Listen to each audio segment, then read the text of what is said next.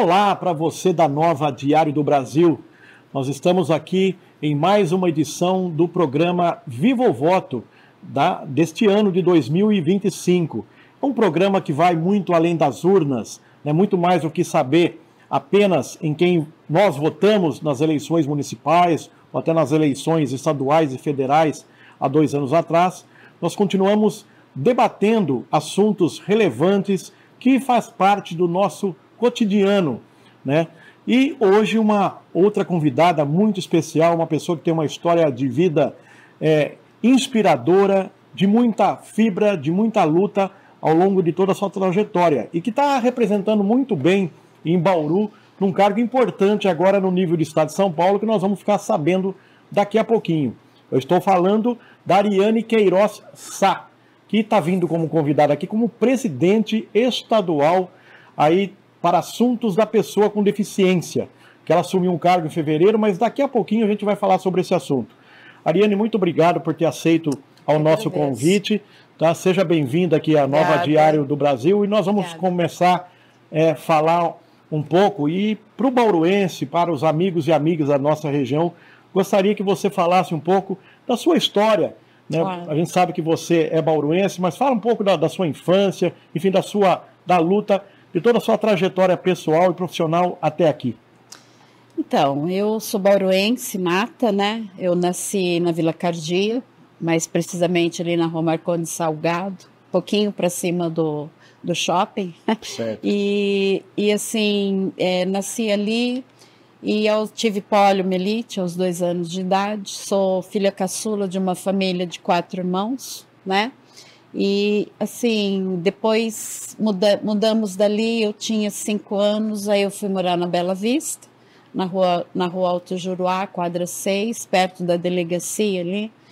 E aí ficamos 15 anos ali. Então, eu cresci com os meus vizinhos, que também se tornaram meus colegas de escola, porque eu estudei na Escola São Francisco de Assis, né? Certo. Então, eu não senti, a princípio, durante a minha infância, a questão do preconceito e do bullying, né? Certo. Como eram os meus amigos de escola, eram também os meus vizinhos, então eles não enxergavam a minha deficiência e não faziam a diferença entre ter e não ter deficiência, certo, né?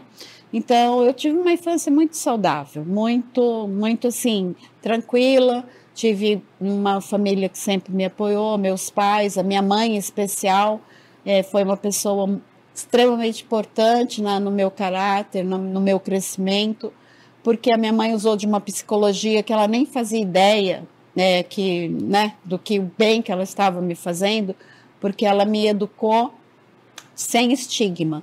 Então, a minha mãe nunca falou assim para mim, não, a Ariane não pode fazer isso. A Ariane não vai ajudar no serviço da casa porque ela não pode. Sim. Então, se a minha irmã tinha que lavar louça, eu tinha que ajudar a enxugar e guardar. Então, assim, a minha mãe me criou muito igual aos meus outros irmãos.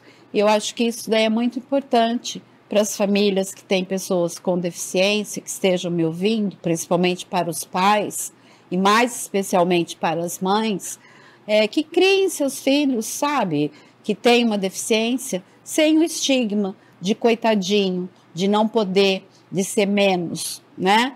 Isso se torna a superproteção, pode ser muito prejudicial. Essa integração, então, é muito importante começar em casa, né? Começar dentro de casa, com certeza. Essa integração, essa aceitação, né? Sim. Porque a criança, ela absorve muito o que os pais sentem, a forma, os exemplos. Sim. Muitas vezes as crianças não absorvem as palavras, mas absorvem e observam as atitudes. Sim. Né? Então, isso é muito importante. Então, eu tive uma infância muito saudável, eu era muito sapeca, eu tive paralisia infantil na perna direita apenas, usei um aparelho ortopédico, né, que hoje chama-se tutor. Então, usei esse aparelho até os 17 anos e eu tive uma infância saudável, de brincar na rua, de esconde-esconde, de búrica na rua, de soltar papagaio, brincar de pé na lata, Que Então, legal. assim, eu não tive, eu não me sentia diferente das outras crianças, porque os outros não me viam diferente também e nem me tratavam diferente. Havia mais respeito, né? Muito mais respeito. Acho que isso Muito mais ajudou bastante respeito. nesse processo todo, né? Claro que isso não é uma realidade de todas as pessoas. Sim, claro. Né? Eu conheço pessoas que, infelizmente, tiveram uma infância super sofrida. Então, aos 15 anos, que foi quando eu me deparei com a forma como as pessoas me viam, foi quando a gente mudou de residência, Sim. que mudamos da Rua Alto Juruá para a Rua Santa Rita, ali perto do Moraes Pacheco. E aí, nessa época, tinha um menino, né, que era o meu vizinho, que era o que mandava na rua, ele era o líder da rua. Nessa época eu tinha de 14 para 15 anos, mais ou menos. E aí ele, como eu usava aparelho ortopédico, andava com a perna dura, então ele começou a zombar de mim, né, a fazer bullying mesmo, né? Sim. E aí ele andava atrás de mim, me imitando, com a perna dele dura também. E assim, foi muito, muito triste. Foi uma época que eu sofri bastante. E aí ele acabou me colocando um apelido, ele me chamava de Beckenbauer. Poxa. E aí eu não sabia o porquê, né? Aí um dia assistindo televisão, eu vi uma reportagem sobre o Beckenbauer. Foi um grande zagueiro da Alemanha. Aí eu descobri por que ele me chamava de Beckenbauer, porque ele era manco. Era um jogador de futebol manco. E foi um craque. Um craque, mas era manco. Sim. Então, assim, chorei horrores pela comparação, né? Não pela maldade, né? Então, assim, a maldade de gente boa é a pior maldade que nos atinge, né? Sim. Então, isso eu sofri muito. Então, foi uma época, assim, que entrou já em confronto com o fato de eu ter mudado de residência, ter perdido a referência dos meus amigos do passado, da infância, que a gente cresceu junto e tal. E aí coincidiu também, veio culminar com as cirurgias de correção que eu comecei a precisar fazer na época, para deixar de usar o aparelho ortopédico. Então foi tudo muito junto, tudo muito sofrido. Foram 4 anos de cirurgia uma atrás da outra, fiz 6 cirurgias, tudo muito sofrido, né? Enfim. Aí realmente, até dos meus 16 aos 21, eu só fiz cirurgias de correção, deixei de usar o aparelho ortopédico, né? Vim saber o que era usar uma sandalinha para uma moça, né? Uma jovem, com toda a vaidade despertada, porque eu sempre fui, né? Então, era muito difícil você colocar uma roupa bonita, uma roupa da moda, tendo que usar um par de botas, né? Que não combinava em nada com todo o conjunto. E aí foi quando eu realmente pude experimentar a sensação de usar um sapatinho comum, uma sandalinha comum. E a sensação maior ainda que eu tive foi a de poder pisar na terra. Olha só. Pisar na grama verde, sentir a terra e a grama sob meus pés. Eu acho que essa foi uma das maiores emoções da minha vida, sabe? E aí, depois disso, voltei para a escola, fui fazer o ensino médio, né? Que no caso... mas aí eu fiz um técnico contábil, na época no Liceu Noroeste. Aí fui trabalhar depois no banco, numa financeira, no Banco BCN, que nem existe mais hoje. E trabalhei no BCN por 4 anos, depois saí do BCN, fui para a concessionária da Volkswagen.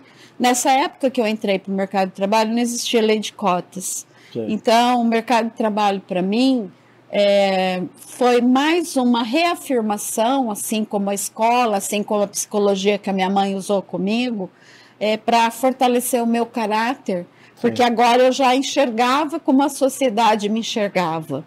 Entendeu? Então, isso para mim foi compensador, porque todos os empregos pelos quais eu passei eu consegui pelo meu mérito, pela minha capacidade. Não foi por imposição de cotas. Entendi. Porque, infelizmente, hoje ainda, a gente precisa da Lei 8.213 para garantir que a pessoa com deficiência seja inserida no mercado de trabalho. E mesmo assim, muito difícil, com muita luta, porque tem empresas que querem pessoa com deficiência trabalhando porque precisam cobrir a cota, só que elas querem um cadeirante que ande, um surdo que ouça e um cego que enxergue. Então, eles querem uma deficiência mínima. Não pode ser só um cumprimento legal, né? Então, exatamente. Então, falta muito ainda para os empresários crescerem e enxergarem o potencial das pessoas, sim, entendeu? Não eles serem obrigados a contratar para não pagar a multa que é exorbitante, entendi, pela não contratação, né? Então, a lei de cotas, na minha opinião, depois do esporte, ela é o maior agregador de inserção da pessoa com deficiência na sociedade, tá, sabe? Agora, Ariane, você aí convive com a cadeira, sua grande parceira, desde 2008. Isso. Né? Fala um pouco pra gente aí dessa companhia inseparável de você. Então, assim, na verdade, o que aconteceu comigo para eu estar na cadeira, né? Então, dos meus 21 anos até os meus 40, na verdade não foi 2008, foi 2014 que eu comecei a usar a cadeira de rodas, né? Como eu tive pólio na perna direita, minha perna esquerda era supostamente normal, então por forçar muito, eu tive uma artrose gigante de joelho, com uma idade muito jovem, eu estava com 40 anos, sim, né? Então, o médico que me atendeu na época, ele não queria colocar uma prótese porque ele me julgava muito nova. Então, ele tentou fazer uma cirurgia paliativa, tal, para suspender o joelho, a parte estava desgastada, enfim. Mas não deu certo, infelizmente, não deu certo, enfim. Teve que realmente partir para a prótese. E quando ele foi colocar a prótese, aí fica um aviso aos doutores ortopedistas aí, que estrutura óssea de pessoas com paralisia infantil, ou com a poliomielite, que como também é conhecida, não se coloca prótese, porque a estrutura óssea não segura. Ela não tem, é como se fosse a minha tíbia, por exemplo, é uma tíbia infantil, até mesmo da perna esquerda, porque na perna esquerda eu tive 70% da polio, né? Minha perna tinha 70% de movimento. Sim. Então, 30% era comprometida com a polio também. Então, assim, quando ele colocou a prótese de joelho, a primeira, deslocou. Aí eu tive que colocar a prótese de reposição, que ela é uma prótese muito mais complexa, muito mais agressiva, um tratamento muito mais invasivo. Foi quando eu tive a infelicidade de pegar a infecção hospitalar. E aí eu fiquei 4 anos com uma osteomielite gigante, que eu até achei que eu ia ter que amputar minha perna esquerda. E aí foi quando ele, assim, durante o tratamento, abrindo minha perna, no último ano ele abriu minha perna 12 vezes para fazer limpeza e tal. E aí foi quando ele descobriu onde estava o foco da infecção. O foco da infecção estava acima da cabeça do meu fêmur, só que como a minha parte mais suscetível, mais frágil era a tíbia, então todo o líquido sinovial, todo o líquido que normalmente sai quando você tem uma infecção, ele saía pela tíbia, porque era a parte mais fragilizada, né? Sim. Então, até descobrir isso, eu sofri bastante. Tá. Ariane, agora a gente vai falar um pouquinho de um assunto nacional, que eu sei que você está muito ativa, né? Recentemente você participou aí em São Paulo de uma marcha em defesa da lei brasileira de inclusão. Isso. Até porque tem um projeto de lei lá tramitando no Congresso que vocês acreditam até que possa haver retrocessos caso esse projeto, sim, de lei se transforme em lei. Fala um pouquinho para a gente dessa lei e o que vocês temem, na verdade, em relação a esse projeto que está tramitando lá na esfera federal. Sim, então, a lei brasileira de inclusão, ela completa 10 anos esse ano. E ela é o que nos respalda frente aos nossos direitos. tá? Então, todos os direitos da pessoa com deficiência, ela está prevista na Lei Brasileira de Inclusão, em todos os aspectos. É uma Constituição. É uma Constituição de inclusão, né? Que, ao meu ver, somada à Constituição Federal, a gente não precisava mais de lei nenhuma e de código nenhum também, certo? Como a gente não precisa de Código Brasileiro de Inclusão, a gente não precisa desse código. Inclusive, ontem teve a primeira audiência pública sobre o projeto 1584, que, do meu ponto de vista, assim como ponto de vista de vários movimentos sociais, de praticamente quase todos os movimentos sociais, estão se opondo a esse PL. Por quê? Porque esse PL, ele, a princípio, quando eu li o projeto, até a página 50 desse projeto, quem não leu, eu aconselho que leia, até o capítulo 50 desse projeto, é tudo muito bonito. A partir do 51 é que começa as revogações de leis, inclusive da Lei Brasileira de Inclusão, a Lei da Empregabilidade 8.213, a Lei 10.098, que é a Lei da Acessibilidade. Então, assim, cara, se todas essas leis forem revogadas e elas forem reescritas ou inseridas nesse código de uma forma acessível, em linguagem simples, em linguagem acessível, que é a fala do nobre deputado, entendeu? A gente sabe que quando você muda uma vírgula de um texto, você muda todo o sentido dele. Sim. Quando você muda uma palavra, muda todo o sentido dele. E nós não precisamos de código. Ele se apega ao fato de ter tido uma moção na quinta Conferência Nacional da Pessoa com Deficiência, que foi ano passado, de uma pessoa que fez uma moção de apelo para que fossem mudadas algumas falas que constam, né, em algumas terminologias que constam em leis antigas. Por exemplo, pessoa portadora de deficiência. Desde a Convenção de 2008, portadora não existe, porque eu não porto a minha deficiência, eu tenho a deficiência. Quando você porta alguma coisa, você porta seu óculos. Você tira teu óculos e usa ele a hora que você quiser. Sim. A deficiência não. A deficiência está em nós. Convive com ela, Convive com ela, entendeu? Então, assim, esse é um ponto. O outro ponto, mas tem terminologias que falavam pessoas defeituosas. Gente, não existe. Tanto é que a moça que escreveu essa moção, ela participou ontem da audiência pública que teve, e a colocação dela foi a seguinte: ela é professora e que quando ela pegava o ECA para ler para as crianças, ou para um pai, ou para uma mãe, etc., ela se deparava com essas palavras. Criança portadora de deficiência, criança defeituosa. Então, o que ela quis fazer, não só dentro do ECA, como em outras leis, outras legislaturas, é justamente isso. Só que, gente, isso todos os juristas, todas as pessoas que trabalham, que são políticos e tudo mais, conhecem que a terminologia é pessoa com deficiência, desde a Convenção de 2008. Entendeu? Sim. Então, não precisa se preocupar, a gente não precisa ter preocupação com o que diz uma lei que é de 20 anos atrás.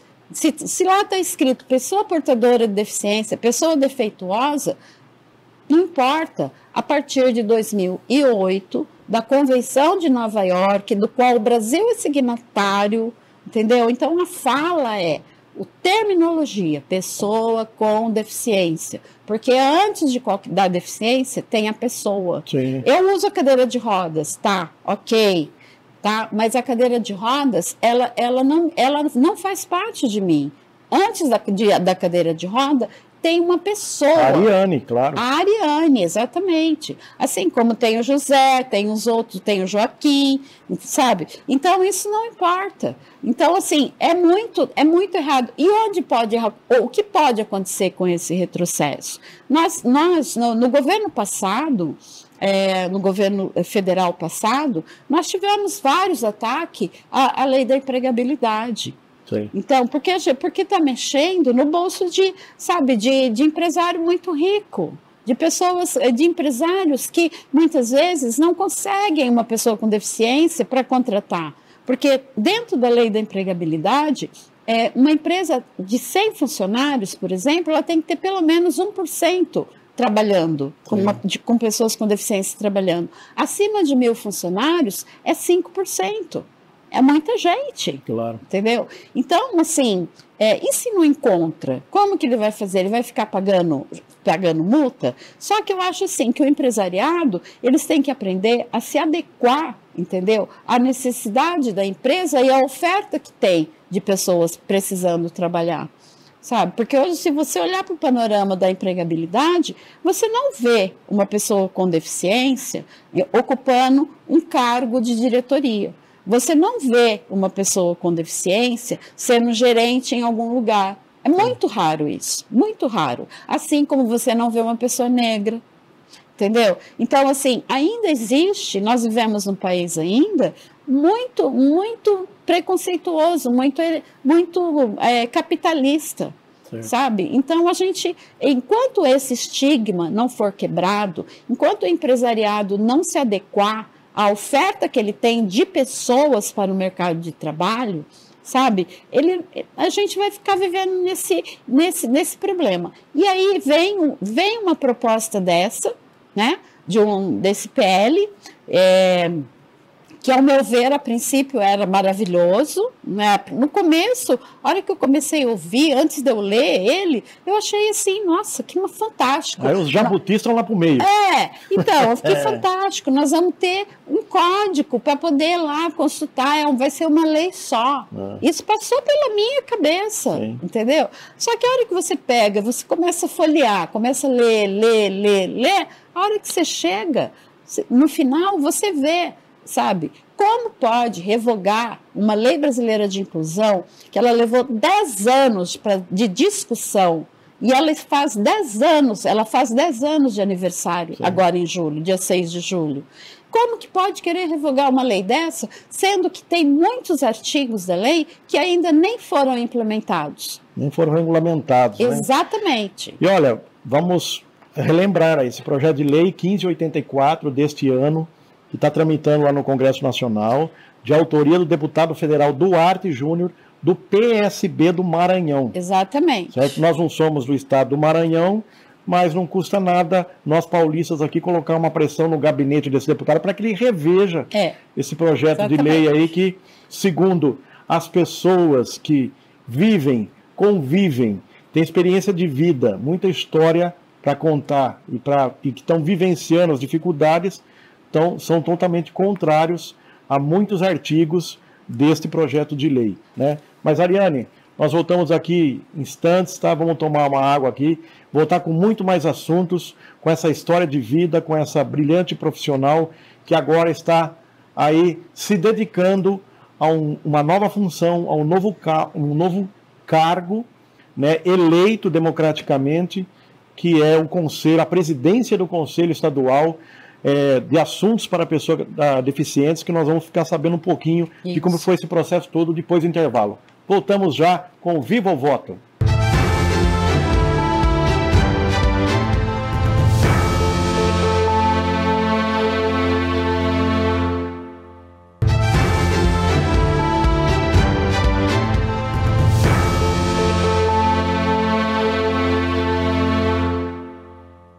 Olá, amigos da Diário do Brasil. Nós voltamos do breve intervalo aqui do programa Viva o Voto e hoje recebendo aqui nossa querida convidada Ariane Queiroz Sá, que é presidente do Conselho Estadual para Assuntos da Pessoa com Deficiência.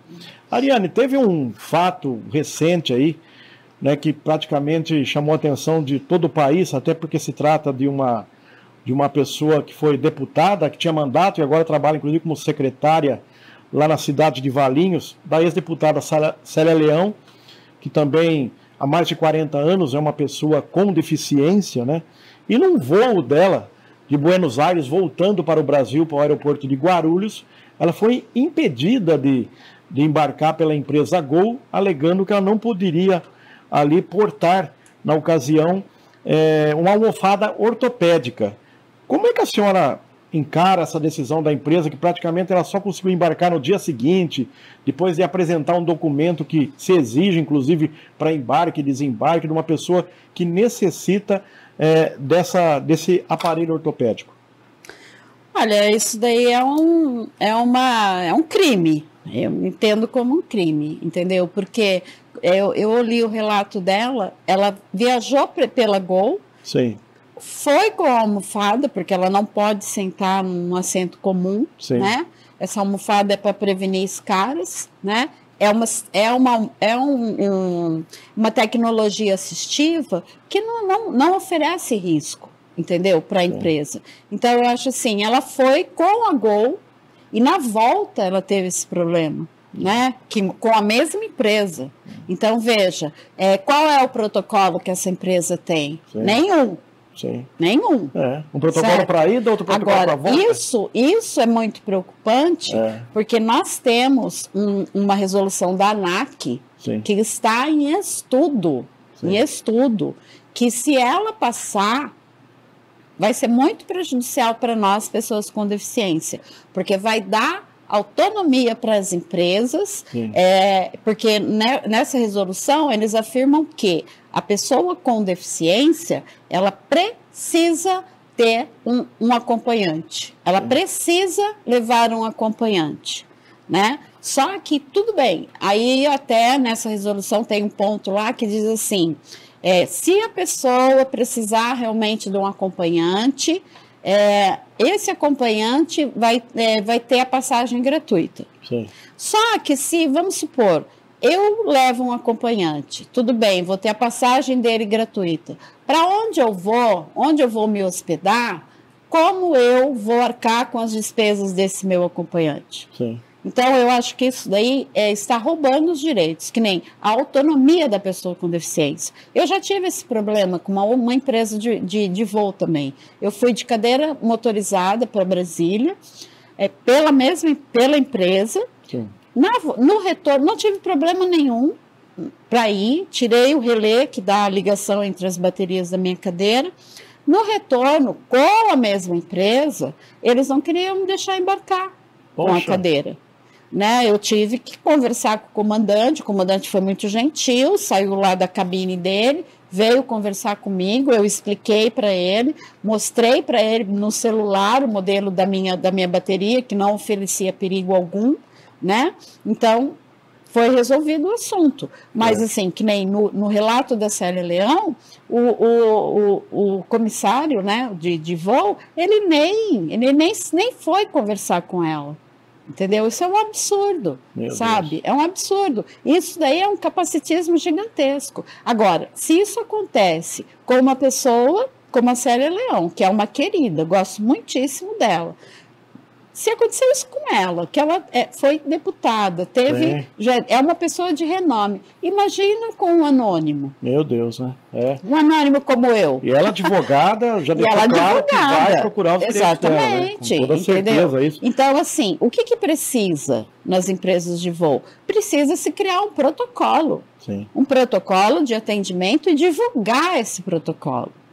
Né? O que pode e o que não pode. Entendo que, no caso, baterias de cadeira de rodas, no caso, pode ser preocupante? Pode. Se ela não estiver bem acomodada, dentro de um recipiente, sem contatos, onde ela possa vir a dar faíscas e tudo mais, sem ela tombar, né? Tanto é que diante das cadeiras motorizadas que são transportadas, antigamente, elas iam transportadas junto com a bagagem. Hoje não.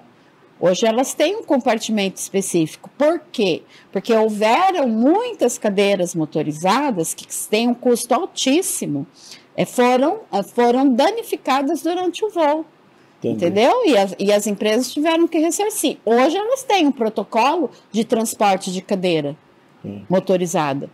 Agora, Ariane, você já teve uma participação ativa, efetiva, tem ainda aqui junto ao Conselho Municipal, ao Comude, né? E agora, desde fevereiro, assumiu mais responsabilidades, um cargo importante. Tenho certeza que Bauru deveria, inclusive, né, parabenizá-la, porque você foi eleita aí presidente do Conselho Estadual. Né? Fala um pouquinho desse processo eleitoral. Realmente foi uma consequência do seu trabalho realizado aqui em Bauru. Como é que você encara essa eleição para o Conselho Estadual? Bom, eu tenho a minha militância, na verdade, ela começou mesmo quando eu me tornei cadeirante, porque até então a diferença que existe para quem está em pé e para quem está sentado é muito grande. Quando a pessoa tem uma deficiência, que ela se locomove com um par de muleta, uma bengala, alguma coisa, a vivência é uma. Quando ela está na horizontal, como eu costumo dizer, sentadinha na cadeira, as dificuldades são gigantescas, né? Começando, óbvio, a falta de acessibilidade em todos os lugares, né? Então, assim, eu comecei meu namoro com o Conselho Municipal em 2012. Né? Em 2012, aí teve 2013, teve a eleição do Conselho, eu participei, fui eleita como conselheira, aí depois, por aclamação, fui nomeada coordenadora do Conselho, então eu fiquei 2013 a 2015, 2015 a 2017, aí me afastei do Municipal, até 2019, voltei em 2019, aí uma gestão de 2 anos, né, e mais uma recondução por mais 2 anos, isso em qualquer conselho.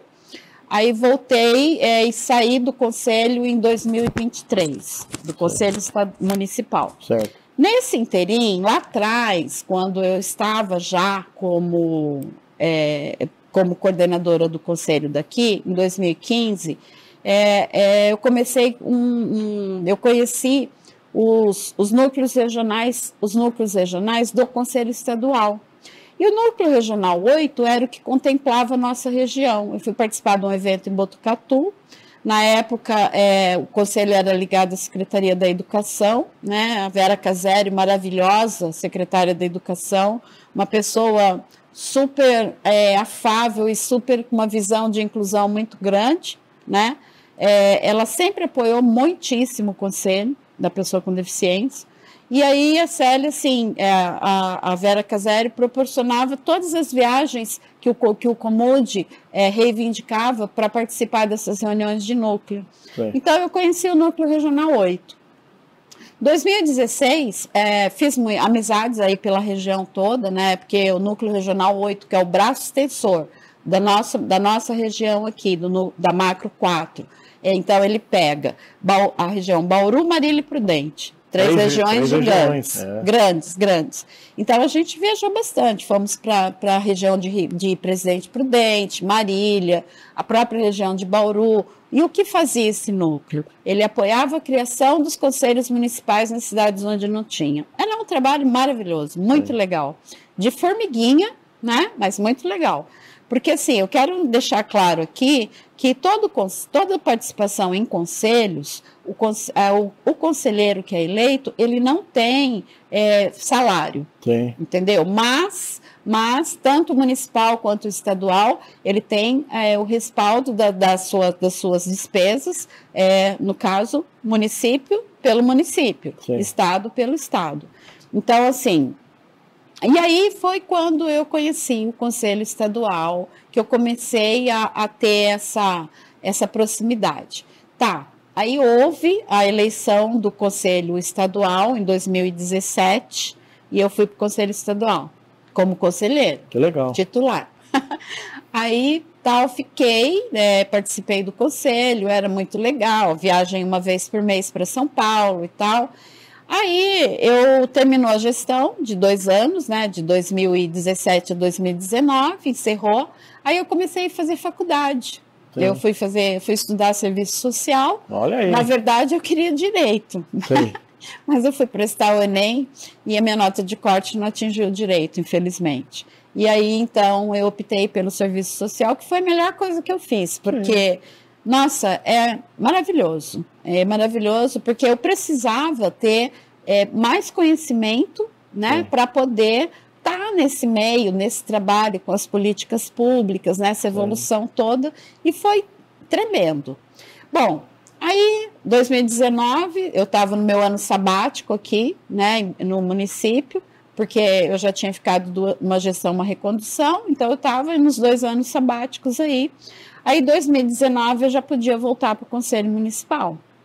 Aí, para conciliar, como eu estava fazendo faculdade e tudo, falei, bom, vamos unir o útil ao agradável. Voltei para o Municipal, voltei novamente como coordenadora e fiquei, né, esse tempo aí, esse período de 2019 a 21 e de 21 a 23.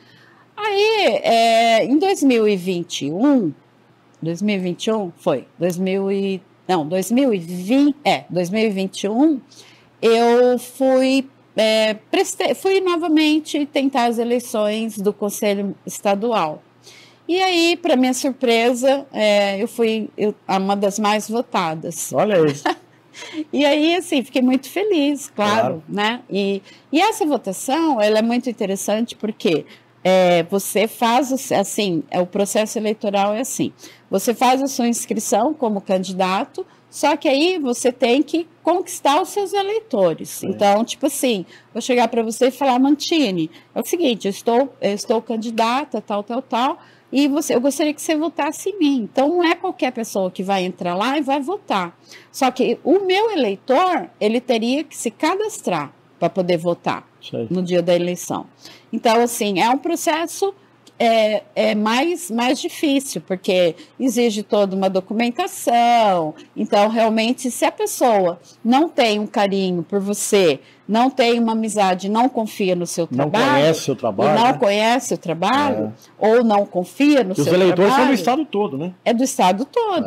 Aí, onde serviu o Núcleo Regional 8 para mim? Como eu havia feito amizade em todas as regiões, então eu tinha os contatos. Então, eu fiz os contatos, graças ao abençoado WhatsApp, e aí eu conquistei muitos eleitores, entendeu? E também tive a Sorri Bauru, também participou como empresa com CNPJ, né? Então, a Sorri podia votar de 2 formas, assim como eu também podia votar de 2 formas. Tem 2 tipos de inscrição, com CNPJ e sem CNPJ. Sim. Então, eu concorri sem CNPJ, né, pelo Tribuna Inclusiva, que é um grupo que eu tenho, né? E aí, o pessoal da Sorri, que votou na Sorri enquanto instituição com CNPJ, votava em mim sem CNPJ. Certo. E vice-versa. Os meus eleitores também votavam na Sorri. Então, a gente fez um bem bolado aí, entendeu? Que bom. Agora, fala pra gente um pouquinho, rapidamente, quais são as principais atribuições de um conselho estadual. Bom, as atribuições de um conselho estadual é justamente a militância pelas políticas públicas para o Estado. Sim. Não é só para o município. Sim. É uma coisa maior, mais grandiosa, né? Porque você vai ter que contemplar a necessidade desde aquele município menorzinho, né, até um município como o nosso, que quase 400 mil habitantes. Certo. Então, assim, é uma grande responsabilidade. Então, vem cobrança de todo lado. A gente recebe denúncias de todas as cidades. Então, isso é muito, muito sério, sabe? Sim. Porque você tem que saber como resolver. Como fazer, né? Então, assim, os conselhos, eu não posso simplesmente interferir dentro do município, de um conselho municipal dos problemas que existem dentro daquele conselho.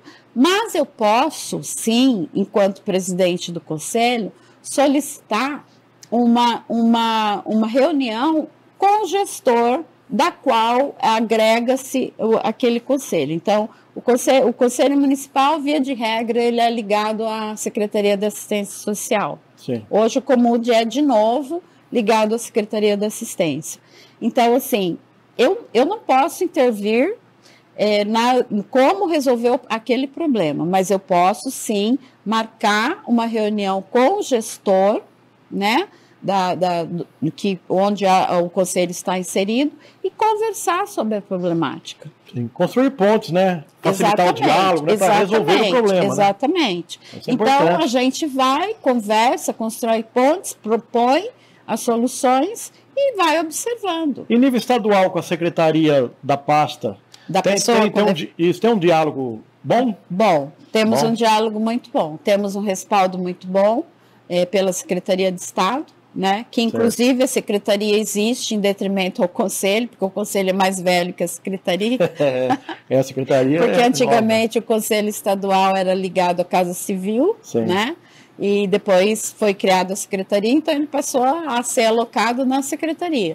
Não temos queixa, a Secretaria é parceira em tudo que a gente precisa, né? E é bem interessante toda a logística. O Marco da Costa, que é o nosso secretário, ele é uma pessoa muito, assim, que considera muito conselho, ouve muito conselho, né? Também, assim, todas as necessidades que o conselho tem, na questão de viagens, de material humano e também de material mesmo, é cedido pela Secretaria. Então, assim, ele é um grande parceiro. Agora nós vamos aí entrar numa questão mais municipal, que você conhece tão bem, né? Mas primeiro me chamou a atenção, na sua rede social aí, você lembrou dos bons tempos, há cerca de 9, 10 anos atrás, aí, onde prevalecia a união. O que a senhora quis dizer com isso? Falta união hoje? Então, realmente sim. O que acontece muito com o segmento da pessoa com deficiência? Até pela dificuldade que as pessoas têm em se locomover dentro da cidade, então elas acabam participando muito pouco, né? E também tem a própria visão pessoal de cada um, né? Assim, tem pessoas que falam assim, que nem já vieram me questionar uma vez há uns anos atrás, e recentemente agora, já vieram me perguntar, nossa, você deve estar ganhando muito bem lá no Conselho Estadual, né? Para você viajar tanto para não ganhar nada. Então, gente, eu não tenho salário. Conselheiro, tanto municipal quanto estadual e federal, não tem salário, entendeu? Então, assim, se você não tem uma ideologia, se você não é idealista, você não participa. É a defesa de uma causa, né? Exatamente, é a defesa de uma causa. Então, assim, mas o que você ganha com isso?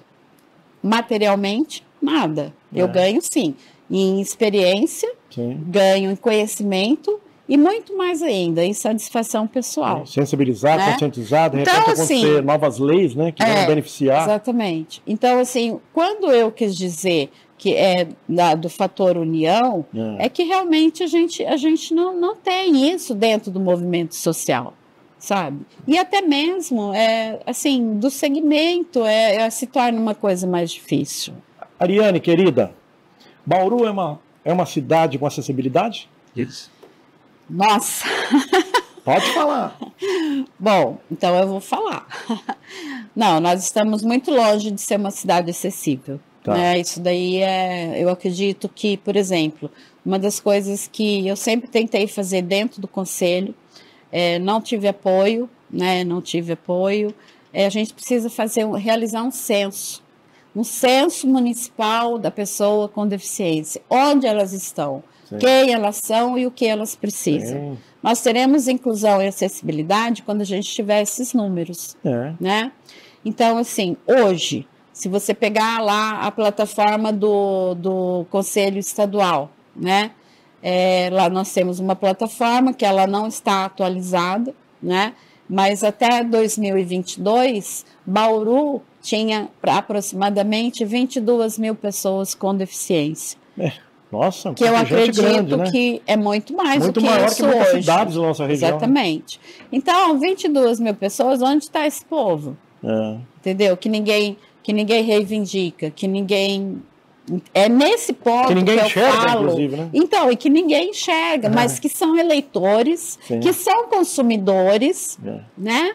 E assim, que alimentam o mercado interno aqui da cidade. Que também. Pagam seus impostos. Que pagam seus impostos. Porque a pessoa com deficiência não tem isenção de IPTU.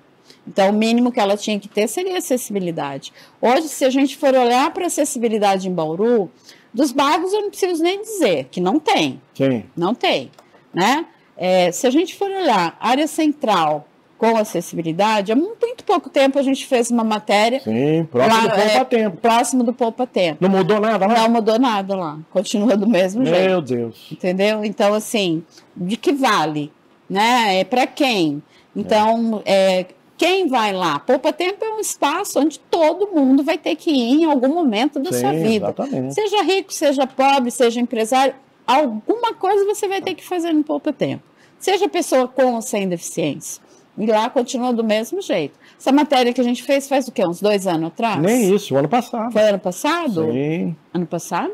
Acho que foi ano retrasado. Hein? Agora, 2023. Ariane, nós temos problemas aí em calçadas, em rampas de acesso, piso irregular, frota de ônibus também que tem poucos com adaptações, enfim. É tanto problema nessa ordem aí, né? Do transporte público, por exemplo, ele é 100% da frota adaptada.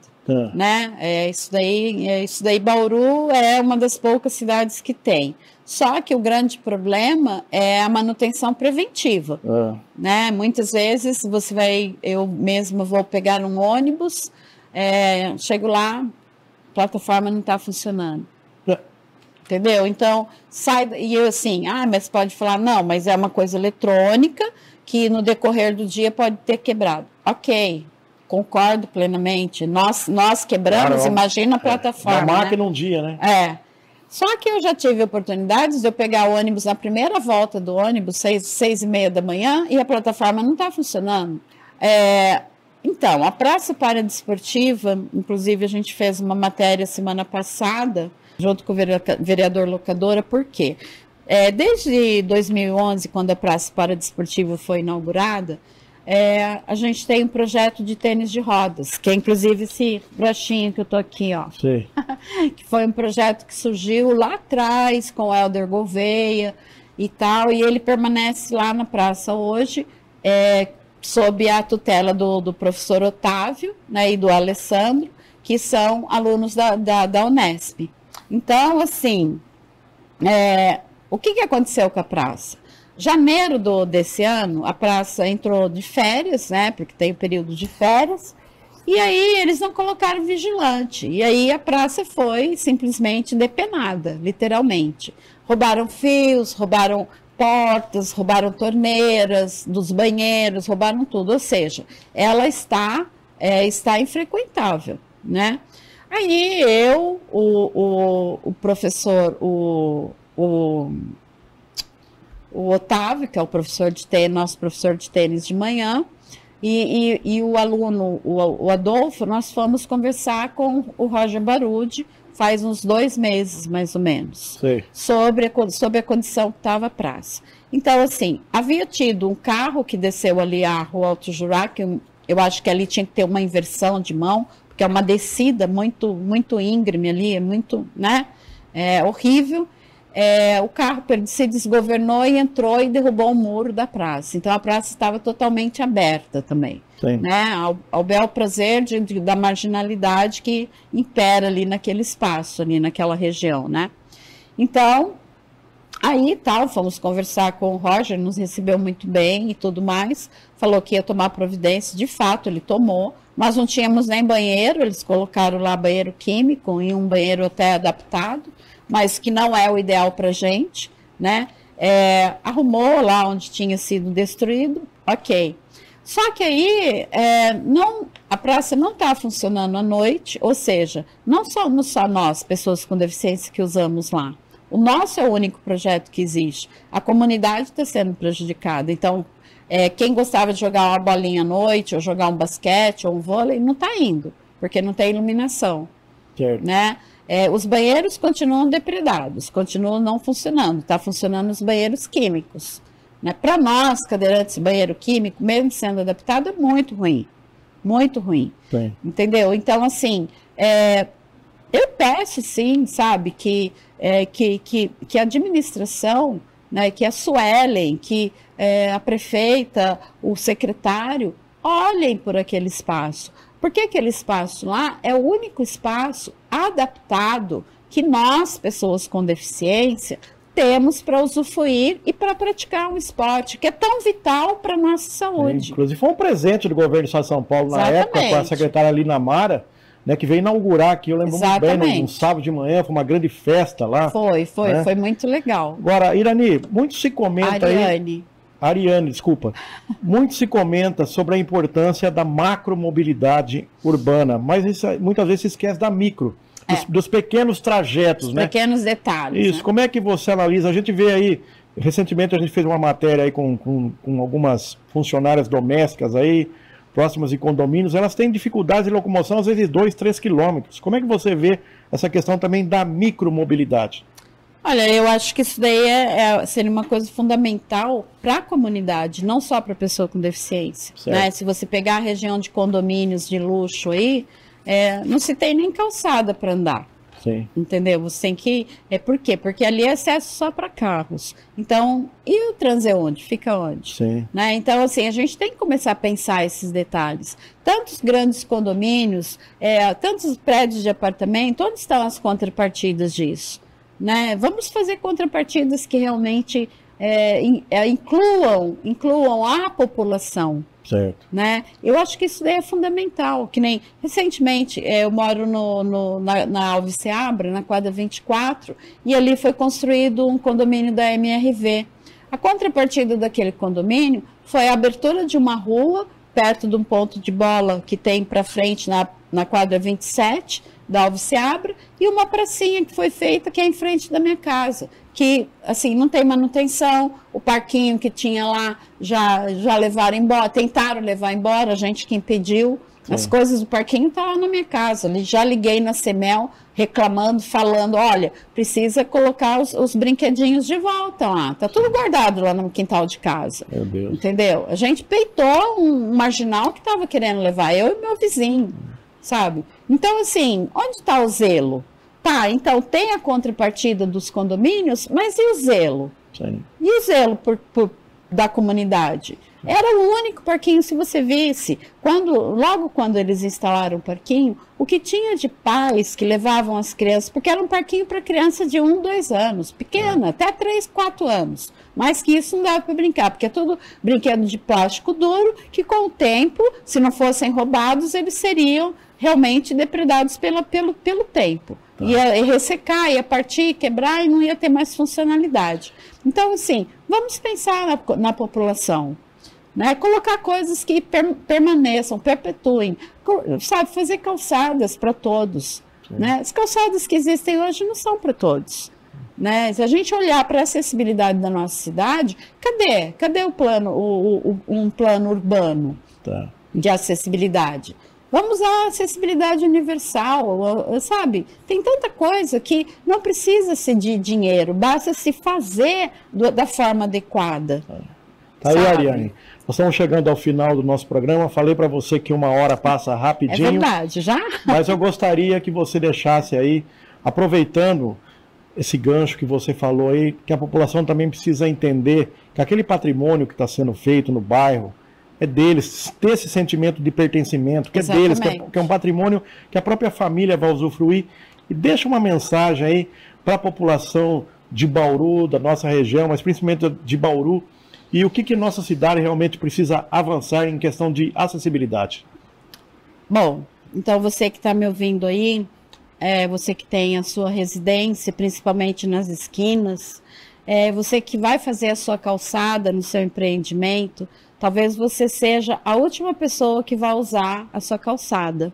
Quem vai usar a sua calçada são os transeuntes. Quem são os transeuntes? Uma pessoa com cadeira de rodas, uma pessoa com bengala, com muleta, uma mulher com salto alto, porque não é só para pessoa com deficiência, uma calçada boa, Sim. Uma mãe com carrinho de bebê, né? Uma pessoa idosa que use andador. Então, assim, quando você for fazer a sua calçada, pense em quem vai usar, né? Aprenda a zelar pelo seu patrimônio. Sabe, não faça a sua calçada pensando apenas em facilitar a entrada do seu carro. Pensa em quem vai usar a sua calçada. Né? E também, se você tem parquinhos, academias ao ar livre, que estão próximos da sua residência, se você tem praça na frente da tua casa, reúna seus vizinhos, limpem a praça, plantem flores, né? Cuidem da praça, cuidem dos brinquedos que são das nossas crianças, né? Cuide daquela academia ao ar livre que você vai lá se exercitar. Não fica achando que isso é só obrigação do poder público fazer. Vai lá, arranca os matinhos no final de semana, faz um mutirão aí com 3, 4, 5 vizinhos, sabe? Planta flores, faz coisas bonitas. Afinal de contas, é para nosso patrimônio.